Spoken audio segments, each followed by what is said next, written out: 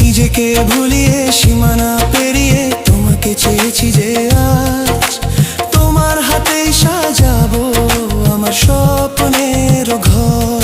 আমি তোমার প্রেমে পড়ে দুনিয়া ভুলে গেছি, তোমার ওই মায়াবী হাসি আমি দেখতে ভালোবাসি।